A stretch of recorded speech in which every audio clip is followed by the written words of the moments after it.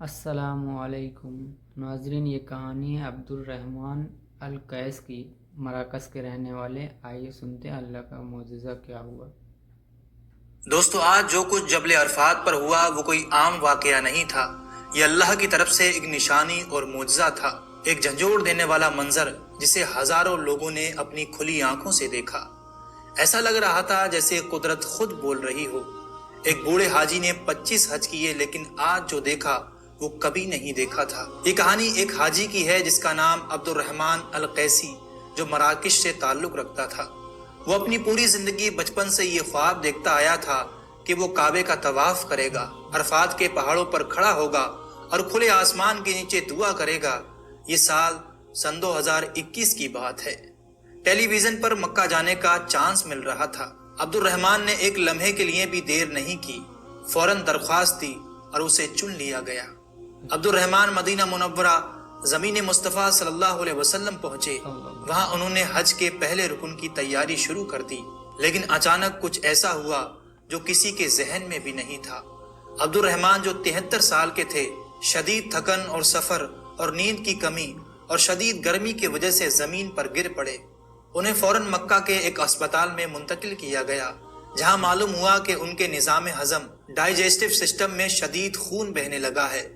ڈاکٹروں نے تمام ضروری ٹیسٹ اور اسکین کیے، مگر نتائج نے جیسے سب کی سانس روک دی۔ پھر جو کچھ اس کے بعد ہوا وہ نہ صرف ڈاکٹر کے لیے حیرت ناک تھا، بلکہ ایسا روحانی راز بن گیا جو رہتی دنیا تک سنایا جائے گا۔ ڈاکٹروں کے مطابق اسے ڈائجسٹک سسٹم میں کینسر ہو گیا تھا اور وہ بس کچھ لمحوں کا مہمان تھا۔ لیکن عبد الرحمن نے سختی سے انکار کر دیا کہ وہ اپنی زندگی کے آخری لمحات ہاسپٹل کی 4 دیواری میں نہیں گزاریں گے۔ انہوں نے ایمان بھری ہلکی آواز میں کہا کہ میں اللہ کے دربار میں مرنا چاہتا ہوں، نہ کہ بیماری کے بستر پر۔ مجھے جبل رحمت لے چلو۔ ایک انسان جو زندگی اور موت کے بیچ تھا، جب اس کی اپیل سعودی عرب کے امور حج کے پاس پہنچی تو ان کے پاس اسے رد کرنے کی جرت نہیں تھی۔ حج انتظامیہ نے ایک خاص ایمبولنس تیار کرنے کا فیصلہ کیا۔ گاڑی روانہ ہوئی اور مقدس سفر عرفات کی طرف چل پڑی۔ تقریباً 50 کلومیٹر کا یہ سفر تھا۔ دعاؤں التجاؤں کے درمیان یہ منظر ناقابل بیان تھا۔ ہر وہ شخص جو اس گاڑی کو دیکھتا خاموشی کے ساتھ اس کے ساتھ چلتا، گویا کہ یہ گاڑی آسمان سے کوئی پیغام لے کے جا رہی ہو۔ آخرکار عبد الرحمن جبل رحمت پہنچا اور وہاں اس نے اپنا سر اٹھایا اور آسمان کی طرف دیکھا اور بار بار کہہ رہا تھا کہ میں حج مکمل کیے بغیر مرنا نہیں چاہتا۔ اس دوران ایک عجیب منظر لوگوں نے دیکھا کہ ایک تیز ہوا چلی، بادل عجیب ترتیب سے آسمان پر جمع ہو گئے اور ایسی روشنی نمودار ہوئی جیسے کوئی فرشتہ گزرا ہو، اور عرفات کی وادی اس عظیم واقعے کی گواہ بنی جسے وہاں موجود ہزاروں لوگوں نے اپنی آنکھوں سے دیکھا۔ عبد الرحمن 2 گھنٹے تک روتا رہا اور دعا کرتا رہا۔ وہاں عجیب منظر تھا، جبل رحمت اس کے ساتھ رو رہا تھا اور آسمان گویا اس کی سن رہا ہو۔ اچانک جب اس نے اپنی دعا ختم کی تو عبد الرحمن اچانک زمین پر گر پڑے۔ وہ لمحہ دل کو ہلا دینے والا تھا۔ ڈاکٹر فوراً اس کے پاس پہنچے اور انہیں ایمبولنس میں منتقل کیا گیا۔ راستے میں ان کی حالت جواب دے رہی تھی۔ یہ گاڑی تیز رفتار سے ہاسپٹل کی طرف بڑھ رہی تھی۔ گاڑی میں خاموشی تھی، سب کو معلوم تھا کہ یہ لمحہ فیصلہ کن ہے، لیکن اللہ تعالیٰ کے فضل سے یہ گاڑی ہاسپٹل تک پہنچ گئی۔ عبد الرحمن کو فوراً ICU میں منتقل کیا گیا۔ تمام ڈاکٹرز ان کی جان بچانے کے لیے تیار کھڑے تھے۔